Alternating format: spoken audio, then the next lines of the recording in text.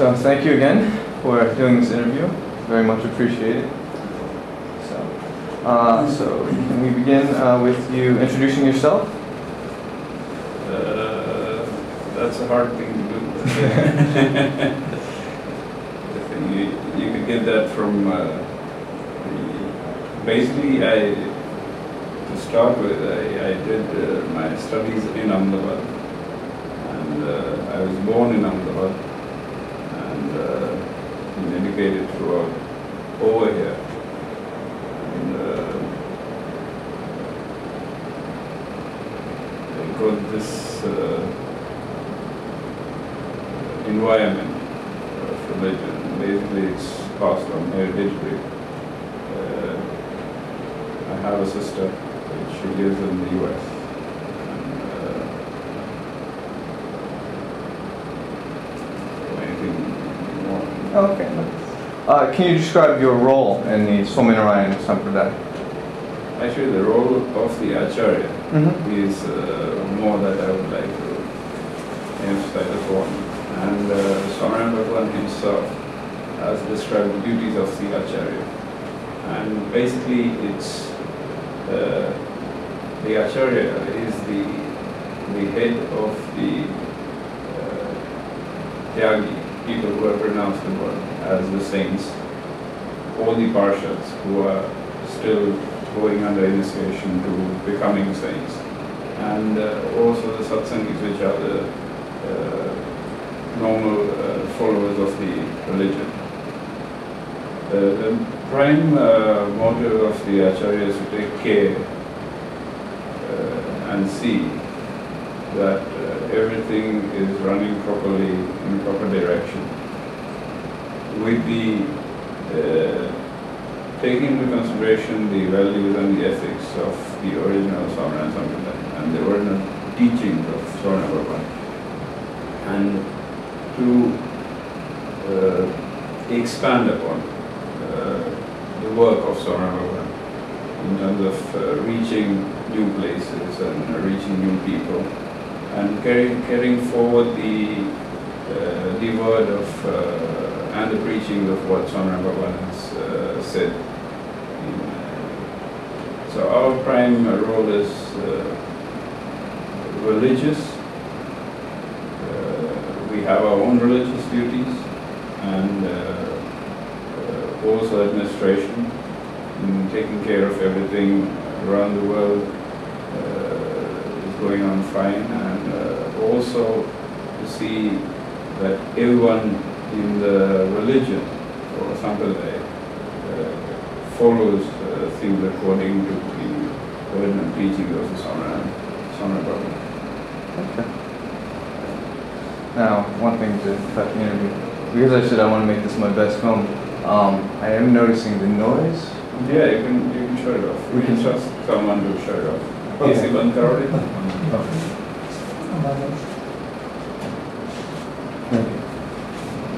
And the other thing is that Swaminarayan in Shiksha Bhakti, there's a basic set of rules. Set of rules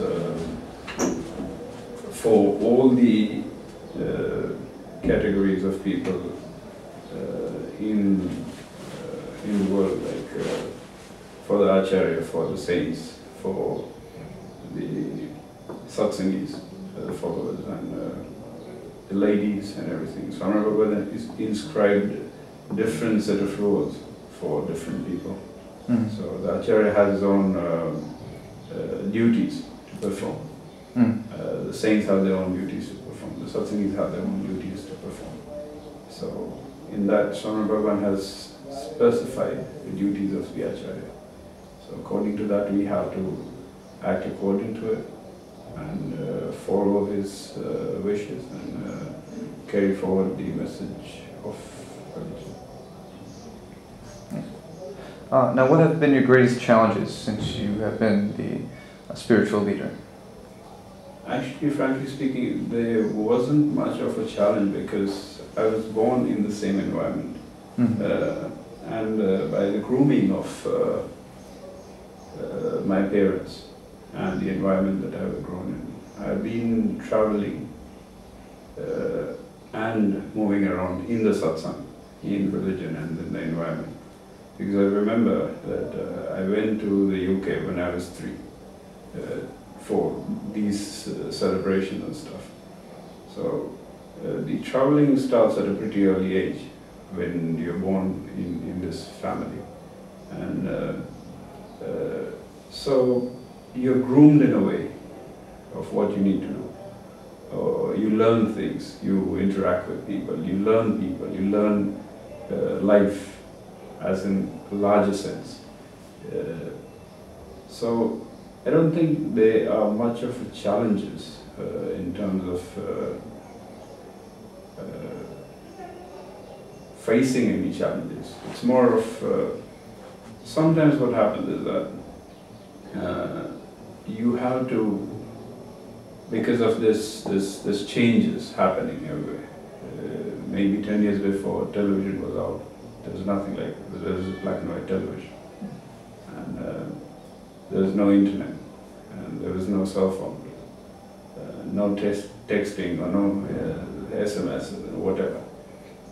So when a new guy comes in, or a new person comes in, I feel rather than challenges, it's better to utilize everything, the whole thing that you've got, the technology that's developing to a better use, and educating people, be more human and better human beings.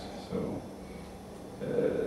I don't feel that there's challenges in terms of, because it's not something like you are a king and you have someone who's going to come down and come on to you. Right. So you're just carrying on the same thing, because the ethics or the values or the morals, they don't change, even if generation changes. The words of what Swami Bhagavan has said, like more than 200 years back, they still remain the same, and they will go on forever. So if I'm here today, maybe someone else will be here tomorrow, or maybe someone else will be after that, but he will be still taking care of those specific basic principles of Swami Bhagavan. So it's just a different way of working. When a new generation comes in, they have new thoughts.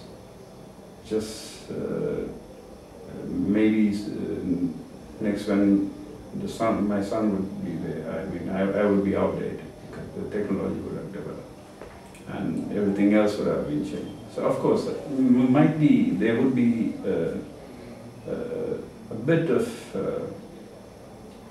change in how we work or how we execute things, but except of that, I don't think there's much challenges. Okay. Now, in today's modern age, do you think that religious values are declining? And if so, how would you deal with this? Actually, I feel that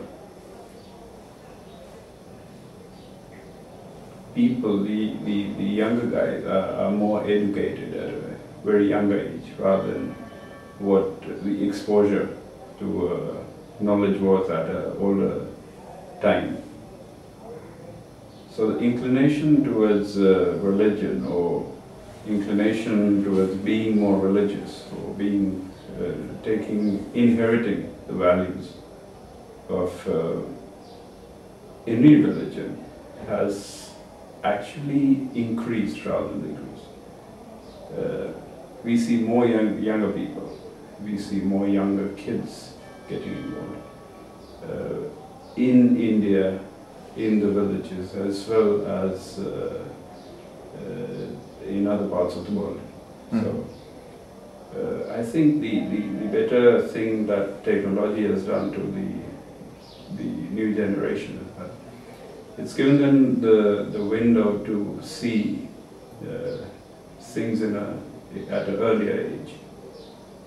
I mean, definitely there's good and bad.